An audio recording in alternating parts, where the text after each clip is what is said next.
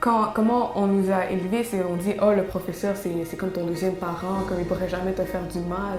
Donc nous on est là, on fait confiance à ce groupe qui devrait nous encadrer. À ce système, oui. Exactement, mais pourtant ils abusent de nous et ils savent par le fait qu'on est jeune ou que comme on a peur de parler puis qu'ils sont une figure d'autorité, donc ils abusent de leur pouvoir. Ouais.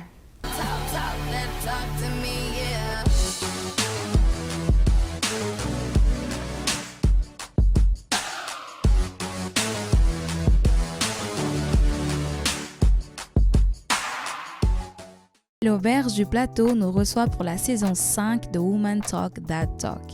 Chaleureuse et conviviale, l'auberge est située au cœur du quartier du Plateau Mont-Royal. Elle accueille toute l'année les voyageurs du monde entier en quête de rencontres et de nouvelles expériences humaines. Pour plus d'informations, consultez aubergeduplateau.com. Oh hey, how you doing? Comment ça va? Bienvenue au Woman Talk That Talk, discussion entre femmes. Une émission qui aborde des sujets de femmes avec des femmes, tout simplement parce que nous avons des choses à dire. Le sujet d'aujourd'hui est très difficile d'aborder, mais nécessaire. On va parler de violence à caractère sexuel dans les écoles. Normalement, l'école est un endroit sécuritaire où l'on se rend pour s'éduquer, créer son cercle social, évoluer. Mais elle peut aussi se transformer en un lieu traumatique lorsque les jeunes femmes sont confrontées à des violences à caractère sexuel de la part de leurs camarades, voire pire, de leurs enseignants. Donc aujourd'hui, on va avoir une discussion avec des femmes courageuses, elles sont braves. Elles militent pour la protection des jeunes dans les écoles primaires et secondaires du Québec. Ça fait 5 ans qu'elles militent. Elles ont décidé de passer à l'action et elles ont créé le collectif La Voix des Jeunes Compte. Aujourd'hui, je vais discuter avec 3 de ces représentantes du collectif, Megan, Samuela et Kenza. On va commencer la discussion d'abord avec Megan et Samuela et ensuite Kenza va nous rejoindre. Mais avant de commencer, la chanson d'habitude, abonnez-vous à notre chaîne YouTube si ce n'est pas encore fait. Si vous nous écoutez sur le podcast, laissez-nous une belle évaluation parce que c'est ce qui nous permettra d'être recommandés à un plus grand nombre de personnes. Donc sans plus attendre, how you doing girls? Fine, how are you? Ça va? Bienvenue à Woman Talk That Talk. Merci. Ça va bien? Oui, et vous? On va être calme. Merci beaucoup de votre présence ici parce que c'est pas facile d'aborder le sujet, la mission que vous avez, que vous portez avec vous. Mais comment est-ce que vous vous sentez? Je me sens très bien. Moi aussi. On va commencer par les présentations. Samuela? Je m'appelle Samuela, j'ai 16 ans et ça fait environ 5 ans que je fais partie de la Voix des Jeunes Compte. D'accord. Et comment est-ce que tu as rejoint le collectif? J'avais environ 13-14 ans. Au début, c'était un organisme proche de chez moi et ma mamie m'a introduit à ces gens-là et je voulais faire partie de ce groupe, donc je suis venue. C'était des activités. Parce que, excuse-moi? C'était des petites activités au début, ensuite ça a évolué. D'accord. Et Megan, comment toi tu as rejoint le collectif? Moi aussi, c'est la même manière que Samuela. C'est une amie qui m'a introduit. Il faisait des activités et je voyais que comme ça se passe à mon école. Puis je me trouvais pas assez éduquée dans ce temps-là et j'ai voulu m'informer plus. Puis à travers ces rencontres-là, je me suis sentie vraiment comment je pourrais dire, dans un safe space. Puis ça m'a donné envie de retourner. Puis après ça, je suis juste comme non, I have to fight this. Puis c'est ça. Ok, en fait, le sujet vous intéressait, des violences des violences à caractère sexuel, excusez-moi. Et vous avez eu un intérêt, vous avez rejoint pour participer aux activités. Et après, c'est devenu en fait votre lutte parce que vous êtes rendu compte que c'était important comme problématique. Est-ce que dans votre entourage, avant que vous rejoigniez, vous avez déjà entendu parler des violences dans les écoles à caractère sexuel? Moi, personnellement, non. Surtout parce que j'étais plus proche de mes parents, puis eux, ils n'en parlent pas vraiment. Et à l'école non plus, ils n'en parlaient pas, surtout que j'étais jeune. Donc, je suis vraiment contente que j'ai rencontré ces gens-là qui m'ont bien éduquée par rapport à ce sujet. D'accord. Megan, toi aussi, c'est pareil? Non, moi, j'ai vu des affaires, mais il y avait d'autres formes de violence de sexuelle que je ne connaissais pas qui existaient avant que j'ai rejoint le groupe. Et c'est après que j'ai vu que j'ai déjà été victime de quelques... Type de violence? Type de violence sexuelle, ouais. Et que mes amis en ont été victimes aussi et que les professeurs, ils faisaient rien, regardaient ça passer et puis ça allait pas. D'accord. Alors, justement, parlons-en. Quels sont les types de violences à caractère sexuel que les jeunes peuvent être confrontés à l'école? Beaucoup de... Excusez-moi. Ça va. D'harcèlement sexuel, que ce soit verbal ou physique. Donc, souvent, les gars, ils nous touchaient une fesse dans les corridors. Puis quand on allait dire ça à un surveillant, on disait « Oh, mais non, c'est parce qu'il y a tellement une foule, peut-être que sa main a juste glissé. » Mais comme quand une main glisse, tu sens la différence avec quand quelqu'un leur comme ça. Grab it. Ouais. Il y a aussi le nudes leaking, genre, ou revenge porn, que les gars allaient prendre des photos que des filles avaient envoyées, puis ils allaient dire « Oh, si tu me fais pas ça, blablabla, je vais mettre toutes tes photos dehors. » Puis d'ailleurs, il y avait même une page Facebook à un moment donné qui s'appelait La Purge, puis c'était comme chaque école, ils étaient comme « Oh, aujourd'hui, dans cette école-là, on va leak les photos nues de telle fille. » Alors, on va juste reprendre revenge porn. C'est lorsque les gens ont des photos de vous dénudées, de vos parties intimes dénudées, de votre corps, qui décident de l'exposer aux yeux du public. Généralement, c'est fait sur les réseaux sociaux. Et là, vous dites qu'il y avait une page Facebook où les garçons prenez vos photos et décidez de les poster. Donc, ils disaient comme une annonce, cette semaine, on va partager un tel. Et il n'y avait personne qui surveillait ça. Non, mais le pire, c'est que moi, je savais pas qu'il y avait cette page Facebook-là, mais c'est à un moment donné, à mon école, c'était l'école cible, parce qu'à chaque semaine, il y avait une école cible. Donc, je voyais, il y avait personne dans la classe, puis là, j'ai demandé à quelqu'un, genre, pourquoi il y a personne?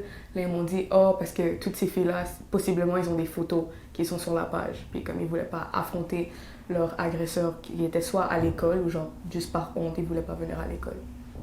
Ok, donc les jeunes ne venaient plus à l'école à cause de ça aussi? Ouais, cette journée-là, ils manquaient carrément l'école.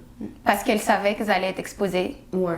Et après, ensuite, dans tous les cas, il fallait qu'elles retournent à l'école? Ouais. Donc elles devaient confronter, enfin, pas confronter verbalement, mais les voir et ne rien faire dessus. Exactement. Puis si, on va dire, je sais pas, un gars frappe une fesse d'une fille, puis la réaction c'est de le saper ou whatever, c'était la fille qui s'était fait mettre en punition, mais l'agresseur n'avait pas de punition quelconque.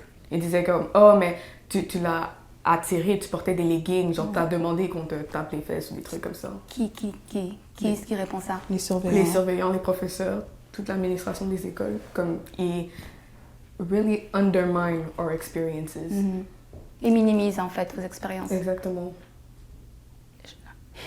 J'ai besoin d'une minute. Non, mais même moi, j'en parle, puis comme ça m'énerve, genre, je shake et tout. Les surveillants, vous allez leur dire que quelqu'un a attrapé votre fesse ou vous a plaqué contre un mur, peut-être pressé les seins, parce que j'étais aussi ado et j'ai des souvenirs comme ça aussi. Et personne ne...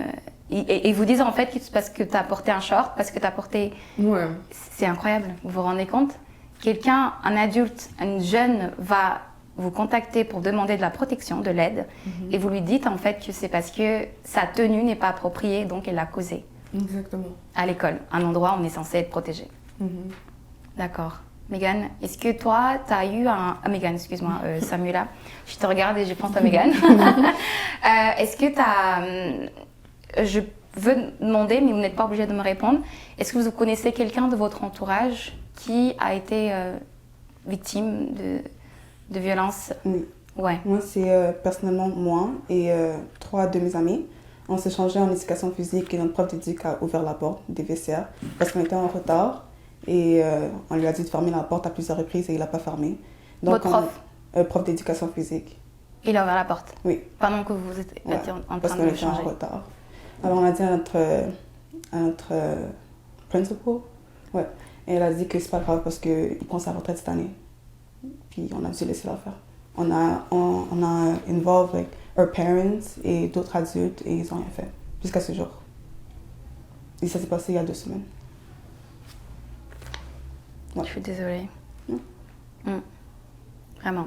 Là, ça prouve vraiment la... Je suis désolée. Non, je sais. Je sais. Sorry. It's okay. C'est dégueulasse. Ouais. Ok, on va reprendre. Je trouve ça vraiment difficile, vraiment difficile. Parce que, est-ce que vous avez... c'est aussi ce qui vous motive à être aussi active dans ce que vous faites. Parce que vous avez vraiment l'impression qu'ils sont là, mais finalement, Ils font rien. Ils font rien. Une femme vous a dit, dans tous les cas, elle prend sa retraite. Donc, personne n'a eu une discussion sérieuse avec lui. Oui, ils ont dit qu'ils ont eu une discussion sérieuse, mais j'aurais aimé assister. Je ne sais même pas ce qu'ils ont dit, qu'est-ce qui a été dit, qu'est-ce que lui, il a dit. Apparemment, il a dit qu'il a ouvert la porte, mais il ne regardait pas. Parce qu'il a gardé ouvert, mais il ne regardait pas. Et il est resté là tout le long, pendant que vous changez. Ouais.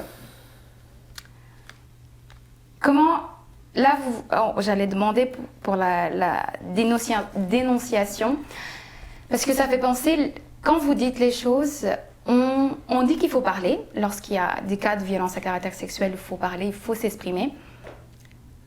Mais comment est-ce que qu'est-ce que ça vous fait d'aller parler et avoir l'impression de ne pas être entendu? C'est vraiment décourageant. Et ça ne te motive pas à dénoncer d'autres gens parce que c'est sûr que ça va se passer une fois, ça va s'arriver à plusieurs reprises et tu n'aurais plus la motivation de dénoncer les autres parce que tu sais ce qui va s'arriver, tu sais qu'ils ne vont rien faire et il n'y aurait pas de changement. C'est vraiment démotivant, décourageant. Moi, ça me fâche, ça m'énerve parce qu'ils sont comme, oh, comme quand c'est cyber-intimidation, ils sont comme, oh, venez parler, puis en quelque sorte, que ce soit, c'est une violence pareille, c'est une violence sexuelle. Donc, comme vous avez dit, l'école, c'est notre deuxième maison, c'est supposé nous protéger, puis ils nous protègent pas. Comme ils prennent même pas la peine de nous écouter et nous demander comme si notre expérience est réelle. Tout de suite, ils sautent aux accusations, ils sont comme, oh, est-ce que tu es sûr de qu'est-ce qui s'est arrivé? Ils nous re-questionnent, puis juste le re-questionnement, c'est une autre forme de violence, by the way. Mais ça, ils vont jamais le comprendre. Et aussi, quand on va à l'école, on côtoie plein de personnes qui sont des agresseurs. Comme il y avait en 2020, sur Facebook, ils ont release une liste de professeurs de la CSDM qui ont eu des accusations ou qui savent et tout. Il y avait 3 de mes profs qui étaient là-dedans. Puis ces 3 profs-là, je les avais. Puis j'avais tout le temps un feeling bizarre de eux. Puis quand j'ai vu leur nom, je suis même pas choquée. Puis il y en a un dans ces professeurs-là, quelqu'un a parlé de son expérience. Puis j'étais comme, wow! Comme, en plus, à un moment donné, ça aurait pu être moi la victime parce qu'il m'avait dit, viens en récupération, je vais t'aider, whatever. Mais comme, my gut feeling was like, don't go. Puis une chance que j'avais écouté. Ton intuition t'a dit de ne pas y aller. Ouais. Et en récupération, c'est un peu comme un cours en privé où tu avec le rattrapes professeur, avec tête à tête, juste vous deux. Oui, exactement. Puis il m'avait tout le temps donné un vibe bizarre. J'étais juste comme, non, je vais pas y aller. Ouais. Et malheureusement, c'est pas toutes les jeunes filles qui ont cette intuition-là de se dire il va peut-être me faire du mal parce que c'est ton professeur. Mais c'est ça. T'es censé lui faire confiance. Exactement, parce que comment on nous a élevés, c'est on dit oh le professeur c'est comme ton deuxième parent, comme il pourrait jamais te faire du mal. Donc nous on est là, on fait confiance à ce groupe qui devrait nous encadrer. À ce système, oui. Exactement, mais pourtant ils abusent de nous et ils savent par le fait qu'on est jeune ou que comme on a peur de parler puis qu'ils sont une figure d'autorité, donc ils abusent de leur pouvoir. Ouais. Il y a une loi, justement, c'était la loi 22.1 qui défend les écoles universitaires et cégep, mais il n'y a rien qui protège, si je comprends bien, à ce jour, les élèves d'école primaire et secondaire. Et c'est pour ça que vous avez vous avez déposé un projet de loi. Exactement, parce que les violences sexuelles, ça arrive à chaque niveau de la vie, même dans les garderies. C'est vraiment tabou comme sujet, mais beaucoup d'enfants se font toucher. Puis dans les garderies, ils sont encore plus en danger parce qu'ils ne sont pas capables de parler genre, avec un langage genre, courant. Puis ils vont dire « Oh non, il a balbutié » ou comme il invente des affaires, blablabla. Mais c'est ça, genre... je trouve que aussi cette loi-là, c'est vraiment important pour école primaire et secondaire parce que l'école primaire et secondaire, c'est ça qui fait la plus grande formation de ta vie, à mon avis. Parce qu'au primaire, on passe pratiquement toutes nos journées là-bas. Il y a même des personnes qui font des sommeils là-bas. Puis dans ces sommeils-là, tu sais pas qu'est-ce que certains enseignants ou éducateurs peuvent faire à les enfants qui sont en train de dormir. Puis secondaire, c'est la même chose. C'est là qui va t'amener à ta transition de vie d'adulte. Donc c'est là que le gros travail devrait être fait parce que ça va prévenir beaucoup plus de violences sexuelles et de cas de violences sexuelles. On va en parler de la loi juste après aussi quand Kinza va nous rejoindre. Mais j'ai une question pour toi, Samuela. Est-ce que, parce qu'il y a ce qui se passe à l'école, mais il y a aussi à la maison.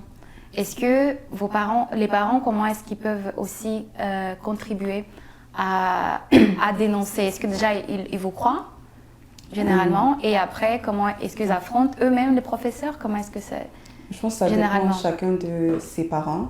Moi, perso, mes parents, ils auraient affronté le professeur, mais eux, c'est vraiment l'autorité, puis c'est vraiment like, by the books. Donc, ouais, comme je dis, ça dépend pour chaque parent. Il y a des gens, par exemple, moi, mon amie, sa mère est allée voir la directrice, elle a fait ci, elle a fait ça. Elle ne se sentait pas écoutée, nous non plus, on ne se sentait pas écoutés. Mais je pense, ouais, eux, ils sont censés nous, like, make us feel safe, you know. Et il y a des parents que, avec leur enfant ne se sent pas en sécurité.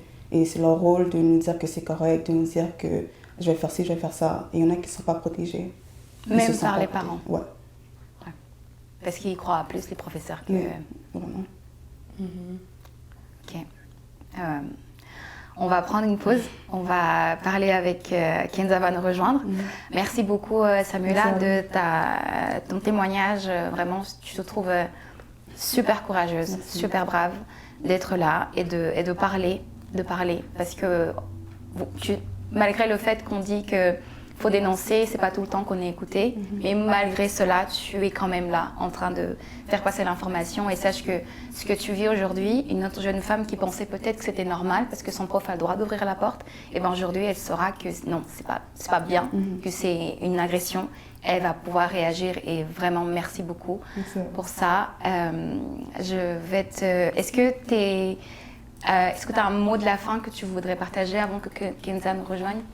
Je voudrais dire que par expérience, moi, tes amis, il faut vraiment, vraiment, vraiment bien les choisir parce que c'est vraiment ces gens-là qui vont bien te guider dans tout ce que tu vis. Si tu n'es pas proche avec ta famille, vraiment tes amis, like, they're there for you, you know. Go to them, genre. Ok. Yeah. Les amis qui te croient aussi et qui te soutiennent. Si j'avais pas mes amis, honestly, to this day, je sais pas qu'est-ce que j'aurais fait. It was really thanks to them. Ok, c'est tes amis qui t'ont soutenu, qui t'ont aidé moralement, qui ont été présentes. Oui. Choisissez bien vos amis. Ouais. Merci Samuela. Merci. On va retrouver Kinza tout de suite. Megan, toi tu restes avec nous. On bouge pas. On se retrouve avec toi Kinza, comment ça va? Ça va bien et toi? Ça va, merci d'avoir rejoint la conversation. Toi aussi tu fais partie du collectif des jeunes, le collectif La Voix des Jeunes Compte. Comment est-ce que toi, tu as intégré le collectif? Moi, c'était un peu plus récent que j'ai rejoint le collectif parce que, à la base, j'ai un podcast avec mes amis qui s'appelle Les Jeunes en parlent. Et puis, Cloriane nous a contactés à travers notre page Instagram. Puis, c'est un sujet que je trouve vraiment important et que j'essaye, par Instagram ou juste par la discussion, etc., d'aborder avec mon entourage. Et puis, c'est ça, quand Cloriane l'a mentionné, moi directement, c'est quelque chose qui m'a intéressée. C'est une lutte que je voulais participer. Donc, ça fait à peu près depuis cet été qu'on a rejoint ça. D'accord. Ouais. D'accord. Donc, tu as rejoint récemment. Ouais. D'accord. Et depuis que tu as rejoint, c'est aussi au même moment où vous avez obtenu la motion de l'Assemblée nationale.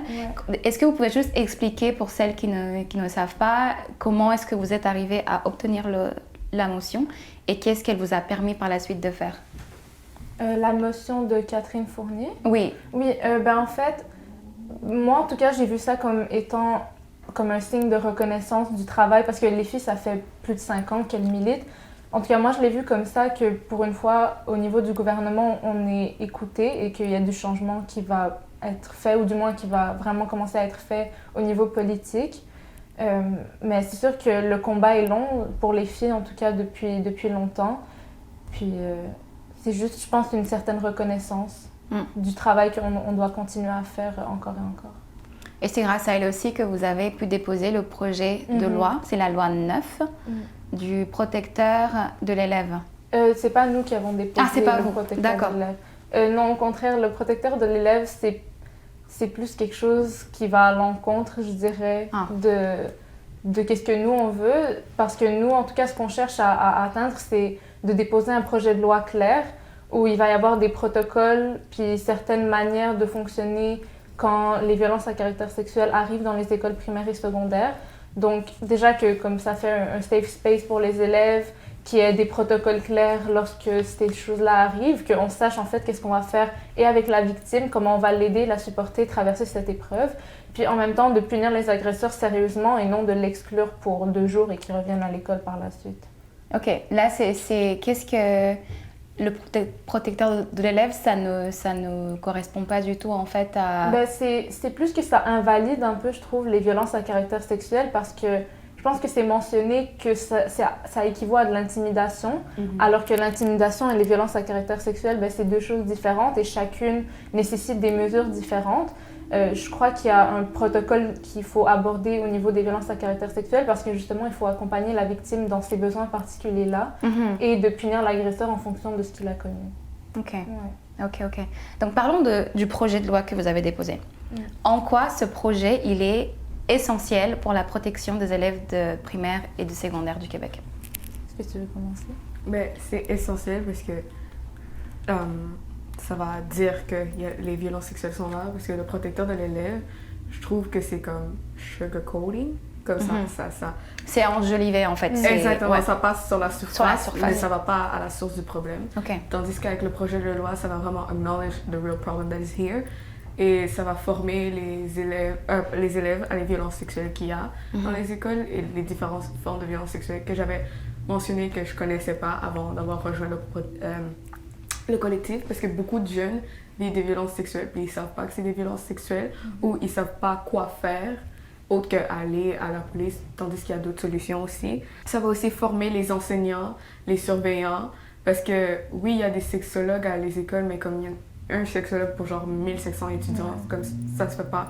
Donc il faut vraiment qu'il y ait une formation générale de tout le personnel, comme si au moins... Parce que des fois, oui, il y a le sexologue, mais l'élève ne veut pas se confier à le sexologue. Des fois, il fait confiance à le professeur, donc que chaque professeur a au moins une formation, ça va être... comment je pourrais dire? Cherche le mot. Ben, ça va aider dans le fond que si un élève vient se confier à son enseignant, qu'il va savoir quoi faire comme avec la situation. Parce que là, le problème, c'est que en théorie, il n'y a pas de personne ressource dans les écoles. Comme elle a dit, il y a la sexologue, mais c'est pas elle qui a le titre de « c'est moi qui reçois ce qui s'est passé ». Oui, exactement. Donc, qu'il y ait comme du personnel formé, c'est important. Comme ça, dans n'importe quelle circonstance, si un enseignant obtient cette information-là, ben, qu'est-ce qu'il va faire avec? Exactement, il peut l'amener plus loin, même si lui, il ne sait pas nécessairement quoi faire, mais au moins, il aura la démarche. Mais des fois... Il y a des écoles, ils ont recours à des sexologues. Il y a des écoles, ils n'ont même pas recours à des sexologues. C'est des personnes par rapport comme, je sais pas, aide pédagogique qui va aller traiter des sujets comme ça. Comme c'est pas en rapport avec son travail, donc... Elle n'a aucune formation dessus pour aider, aucune ressource. Ouais. Et vous disiez aussi que même la police aussi, dans le fond, elle n'est pas du tout non plus outillée pour gérer non plus ce genre de plainte ou de dénonciation de la part des élèves. Parce que je trouve que la police, ils approchent le problème plus comme...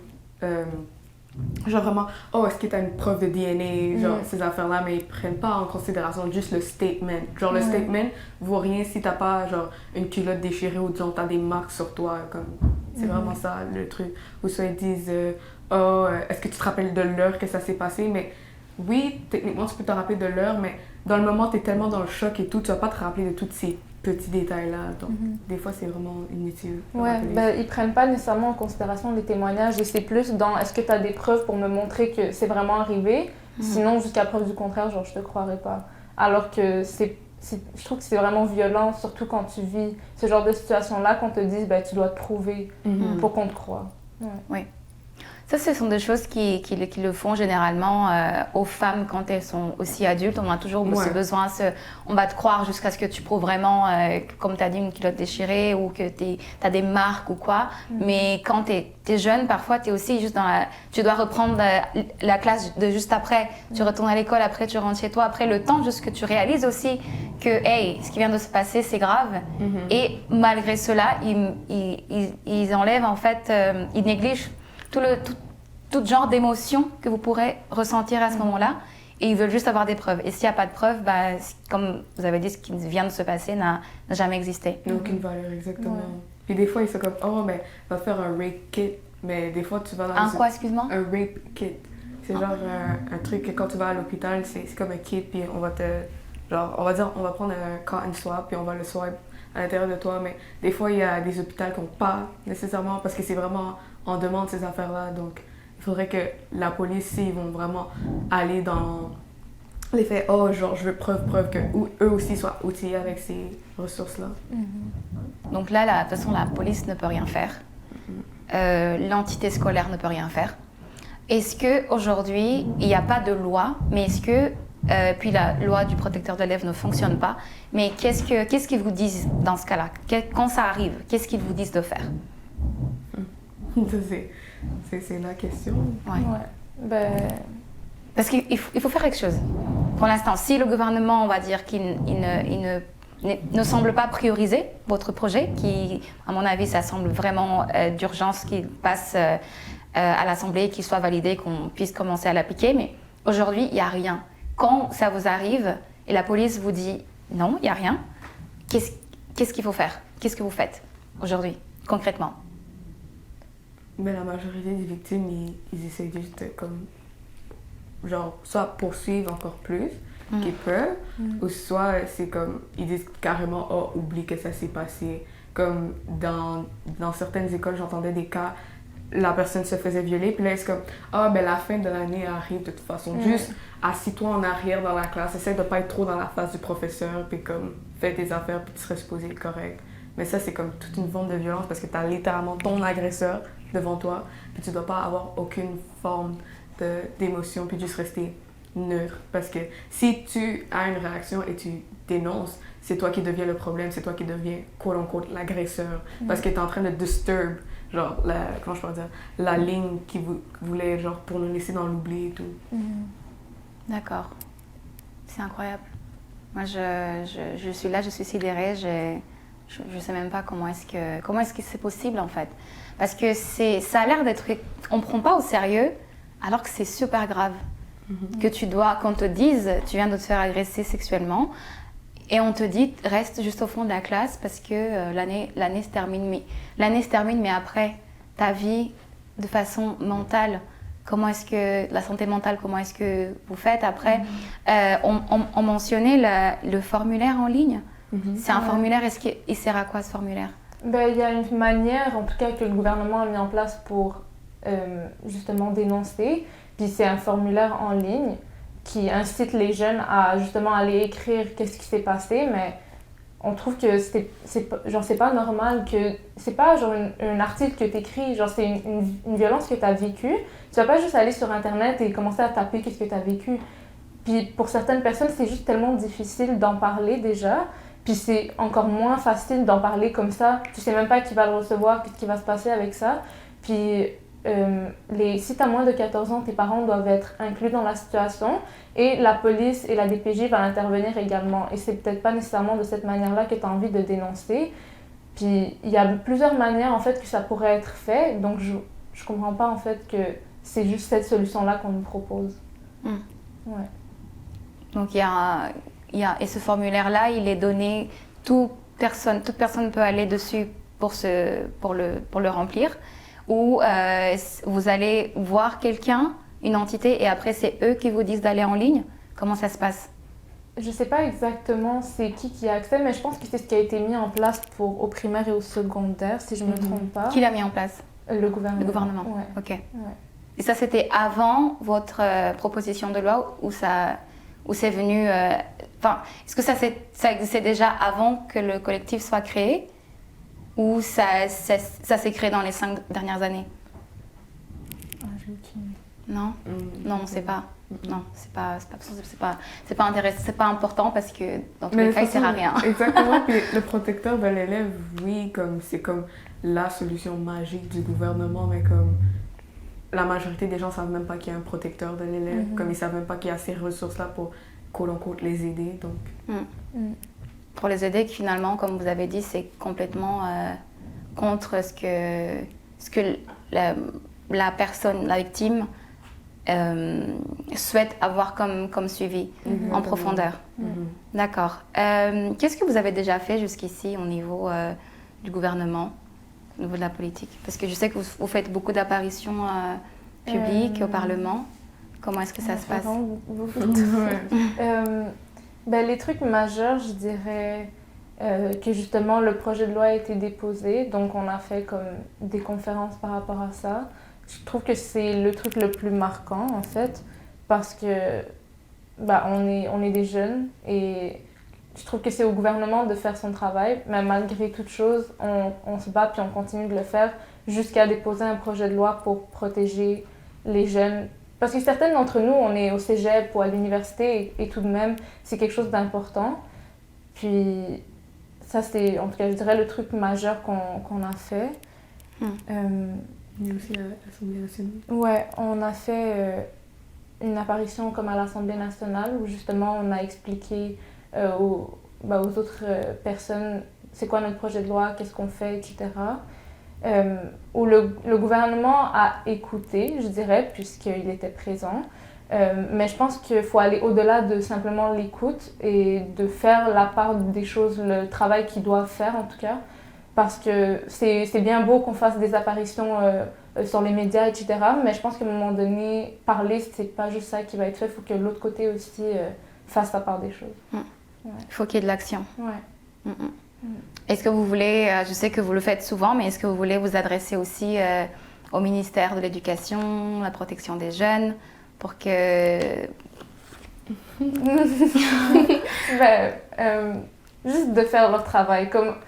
En tout cas, personnellement, je dirais qu'on continue le combat et on a de la chance d'être un aussi grand collectif avec des femmes tellement fortes. Genre, j'en reviens pas que... Moi, ça fait 1 an à peu près que je fais partie de ce groupe, mais de voir les filles que ça fait des années qu'elles sont là-dessus et qu'elles lâchent pas, depuis qu'elles sont toutes jeunes en plus, genre, j'en reviens pas de cette force-là. Puis je pense que le gouvernement, il doit s'en rendre compte à un moment ou à un autre. On aime dire écoutons nos jeunes, etc. Mais vous, écoutez-nous également et faites votre travail, parce que c'est ensemble qu'on va pouvoir réussir à créer du changement. Puis si on est autant important, écoutez-nous et prenez-nous en considération, écoutez les personnes qui en ont besoin, parce que c'est pas juste tout seuls qui vont réussir à faire leur travail, on est là aussi. C'est Tu as vrai. dit tout ce que je voulais dire, mais de manière vraiment respectueuse. Ouais, parce que... Tu peux aussi le formuler de façon un peu plus agressive, il n'y a pas de problème. Non, mais j'allais Même pas juste agressive, dire... direct. J'allais juste dire que comme, si t'es pas capable de faire la job, just quit. Ouais, vraiment. Comme on est là, on prendra la relève, mais juste il faut faire son travail sérieusement. Moi, en tout cas, j'en reviens jamais que comme les jeunes comme ça doivent... Genre, c'est cool de dire on participe à la société, on fait du travail, etc. Mais il y a des gens qui doivent faire leur travail également et on commence à être fatigué de toujours dire comme écoutez-nous, voilà qu'est-ce qu'on doit faire, etc. À un moment donné, il va falloir faire les choses. Parce qu'en vrai, on est en train de faire leur travail. Exactement, on n'est pas payé, on fait ça juste comme ça, puis on travaille toujours fort. Il y en a d'entre nous, elles vont à l'école, elles travaillent, elles ont une famille, etc. Comme je comprends pas, genre eux ils sont payés pour ça, puis ils peuvent même pas faire la part des choses.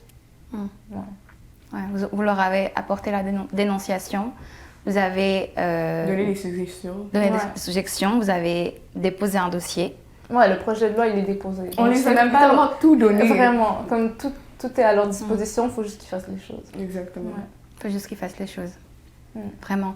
Megan, tout à l'heure, tu mentionnais parfois, je sais plus, des choses que vous ne dites pas en public dans des conférences. Et là, c'est un safe space, c'est un lieu où j'aime dire sans tabou, sans chichi.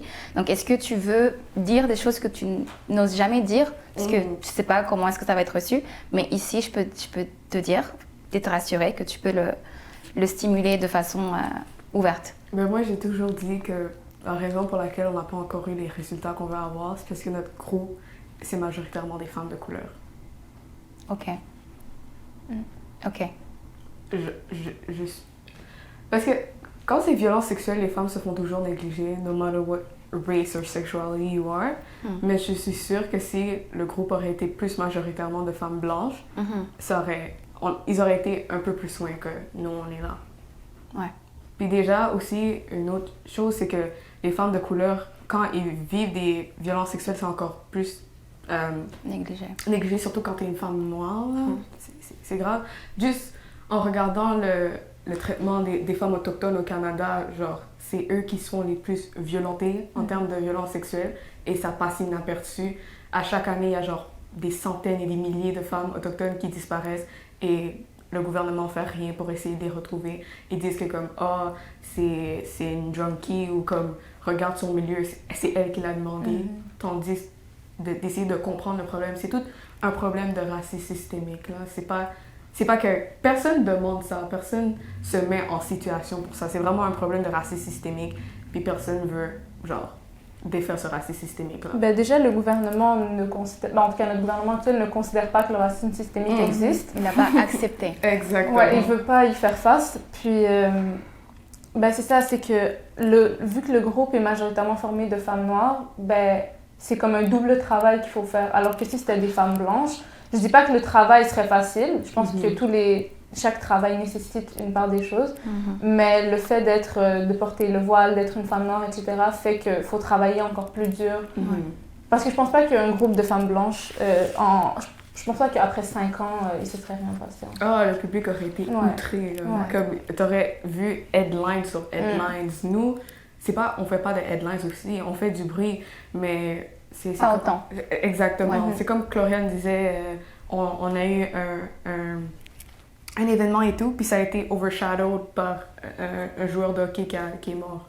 C'est pas que sa mort est pas importante, mais comme... Il y a toujours quelque chose qui prendra le dessus. Exactement. Il va falloir mettre les bouchées triples pour réussir là où on veut arriver. Peut-être vous avez l'impression que vous partez avec une béquille. Exactement. C'est sûr. Et ça fait 5 ans. 5 ans que vous parlez et rien ne se passe. Et vous êtes convaincu que le fait que vous avez là... Parce qu'il n'y a pas de groupe de femmes blanches adolescentes qui crée un projet de loi, qui la dépose à l'Assemblée nationale pour défendre. Mais finalement, ce que je veux préciser quand même, c'est que certes, c'est un groupe de femmes noires qui l'a lancé, un groupe de femmes non noires qui l'a lancé, non blanches, pardon, je me perds dans mes mots, mais c'est surtout que vous ne faites pas que pour les élèves non blancs, vous faites pour tous les élèves. C'est une loi pour protéger tous les jeunes élèves du Québec, des écoles primaires et secondaires. C'est pas, on ne demande pas la protection uniquement pour une communauté en particulier, c'est pour tout le monde. Et donc, mais malgré ça, vous avez quand même le ressenti que le fait que vous soyez des femmes de couleur, ça vous pénalise dans l'acceptation et la validation de votre sérieux à faire le projet. Et aussi, souvent, genre, parce que là, on est dans un safe space, donc je peux vraiment dire qu'est-ce qui me passe exactement. Mais des fois, genre, on a des discussions, puis j'ai envie de montrer de l'émotion, mais je me rappelle, genre, oh non, t'es une femme de couleur. Comme tu vas aller montrer une émotion, oh, tu vas entendre, oh, she's the angry black woman. Ou genre, si t'es trop émotionnel, oh, genre, ouais, she's overreacting. Des affaires comme ça, c'est comme, tu dois tout le temps être neutre. Mais genre, même là, je suis frustrée, genre, je shake beaucoup, je suis en train de bouger beaucoup. Mais c'est parce que je me le permets, parce que souvent, on n'est pas permis de montrer ces émotions-là.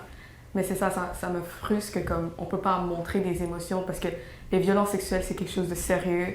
C'est pas quelque chose que tu peux parler avec neutre. Comme à un moment donné, c'est sûr qu'une émotion va sortir. Mais l'affaire, c'est que en tant que femme de couleur, souvent, on doit se recentrer et se dire que comme on peut pas laisser nos émotions trop sortir parce que si on les laisse trop sortir, là, les médias vont faire une image de qu'est-ce qu'ils veulent. C'est une arme qu'ils peuvent utiliser contre nous, en fait. Exactement. Le fait qu'on montre des émotions ou qu'on est frustré parce qu'on va nous dire que, justement, que c'est parce qu'on est comme ça qu'on est toujours frustré ou que always angry and everything. Mais le truc, c'est que tout le monde vit des émotions et surtout, dans des situations pareilles, tout le monde aurait réagi. Ouais, il faut de la réaction, puis on pourra pas toujours garder notre calme et être genre oh ben là c'est parce que tu vois c'était une conférence de presse devant plein de médias donc je dois garder mon calme et genre je dois avoir l'air je sais pas comme diplomatique et genre bien faire les choses et tout, mais c'est quelque chose de grave et de violent que d'une manière ou d'une autre ça va chercher quelque chose en nous.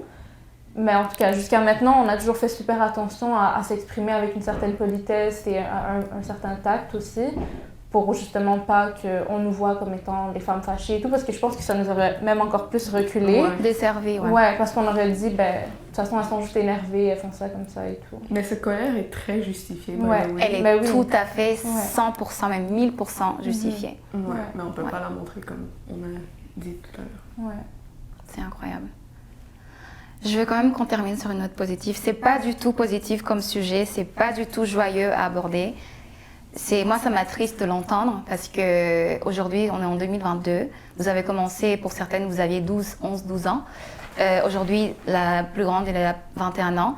Et ça fait 5 ans et vous continuez, vous évoluez. Mais quand vous regardez derrière, vous voyez encore des titres dans les journaux comme quoi telle école encore a eu ça, tel élève s'est passé ça. Mais vous continuez quand même. Et moi, j'aimerais vraiment souligner ça. Pourquoi? Oh!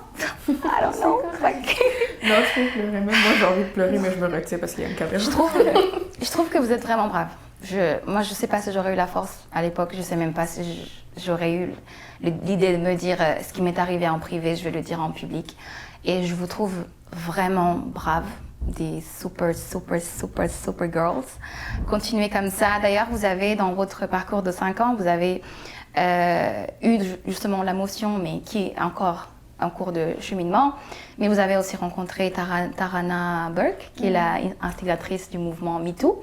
D'ailleurs, vous aussi, vous utilisez le MeToo scolaire. Pourquoi l'avoir ajouté? Pourquoi c'était important de mettre le MeToo scolaire également? Le scolaire, parce que ça se passe dans les écoles, puis que les gens pensent que parce que c'est l'école, ça n'existe pas. Alors que ça existe. Ouais. Vous avez aussi reçu la médaille de la paix de YMCA. Est-ce que pour vous, est-ce que ça vous donne l'impression d'être vu? Je pense qu'il y a plein de moments où comme on reçoit une certaine reconnaissance, puis ça fait du bien, mais on essaie tout le temps de comme avancer, puis on est tellement prise dans tout qu'on ne prend même pas le temps nécessairement de se dire genre wow, on a parcouru autant de trucs. Mais oui, ça fait du bien d'avoir une certaine reconnaissance, de se dire que d'une manière ou d'une autre, on est entendu et on est supporté dans notre travail. Mais en même temps, c'est démoralisant parce que malgré chaque chose qu'on réussit à atteindre, on doit quand même continuer pour aller plus loin. Mais ça fait du bien d'avoir ces moments-là quand même. Et qu'est-ce que ça vous a fait quand vous avez reçu la médaille honorifique? La médaille honorifique, c'était bien. Parce que dans ce temps-là... God. It's okay, go girl. C'est correct. It's okay. Oh, God. Ça va. Merci. Ça va aller. On arrive à la fin de la discussion. Merci beaucoup. On a dû faire un tas de pauses. Vous n'aurez pas vu durant l'épisode, mais on a dû s'arrêter pas mal de fois quand même parce que c'est un sujet qui est vraiment difficile d'en parler. Ce n'est pas facile et je tenais à vous remercier de votre disponibilité, d'avoir accepté tout simplement de venir ici et de parler. Vraiment, merci beaucoup. Merci Kenza, merci Megan. Merci également Samuela qui a été avec nous au début. Pour terminer, qu'est-ce que vous aimeriez pour plus tard? Est-ce que tu veux commencer? Vous pouvez chacune. Moi, ce que je dirais pour plus tard, c'est sûr que j'aimerais qu'on instaure la loi parce que je pense que ça va être la manière de nous montrer qu'on est enfin écouté et validé, surtout au-delà de juste l'écoute. Qu'enfin on va nous prendre en considération pour ce qu'on demande. Et pas juste nous, mais je pense que c'est important pour tous les futurs jeunes aussi, que j'espère que le gouvernement sera à l'écoute de la jeunesse parce que on est le futur en fait. Et que ça soit peu importe quel enjeu, qu'on soit écouté, qu'on soit cru aussi par ce qu'on apporte. Et en tout cas, je souhaite juste vraiment du changement et je souhaite que tous les jeunes puissent se sentir confortables en fait de se battre pour ce qui est important pour eux. Merci, Megan.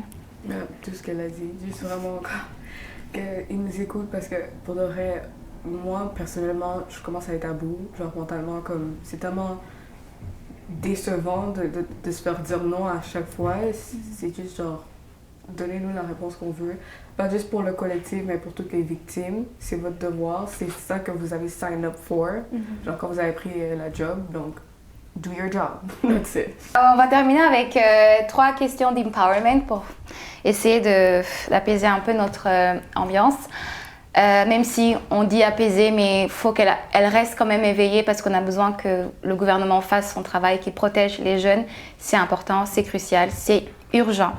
Donc, pour terminer l'épisode, les filles, deux questions chacune. Vous allez répondre avec un mot, le plus rapide possible, sans réfléchir. Quelle est la première chose que vous faites le matin? Regarder mon téléphone, malheureusement. Ouch! Ouais. Qu'est-ce que vous fait sourire? Voir les gens, comme dans la rue ou juste chez moi, juste voir les autres autour de moi. Comme je suis vraiment comment on dit, une contemplatrice, je dirais. Puis comme n'importe quoi peut me faire sourire, juste voir les gens comme heureux, ça me fait sourire. Wow, c'est beau, Megan. Moi, ça serait voir ma mère contente, puis voir les personnes que j'aime être contentes, vraiment, c'est ça. Ouais. Wow. Très bien. Merci beaucoup les filles, encore une fois. On va terminer cet épisode qui n'a pas été facile d'aborder, mais comme j'ai précisé, c'est super important de parler de violence. Tout type de violence, mais surtout des violences à caractère sexuel qui touchent les jeunes, qui touchent les jeunes femmes, qui les empêchent notamment de juste vivre de façon épanouie dans leur société, dans leur jeunesse. Et parce que tout ce qui nous arrive quand on est ado, quand on est jeune, bah, on le porte aussi à l'âge adulte. Donc protégeons les enfants d'aujourd'hui, les jeunes d'aujourd'hui, afin que les adultes plus tard soient épanouis, qu'on contribue de façon positive et saine dans cette société. On protège les femmes. Merci beaucoup d'avoir suivi l'épisode. Abonnez-vous à notre chaîne YouTube. Si vous avez écouté l'épisode, il est important que vous le partagez avec votre entourage, vos sœurs, vos cousines, vos mères, vos tantes, tout le monde. Même les garçons aussi, c'est important, surtout eux. Et comme je dis toujours, prenez bien soin de vous. Merci les filles. Et n'oubliez pas Woman Talk That Talk.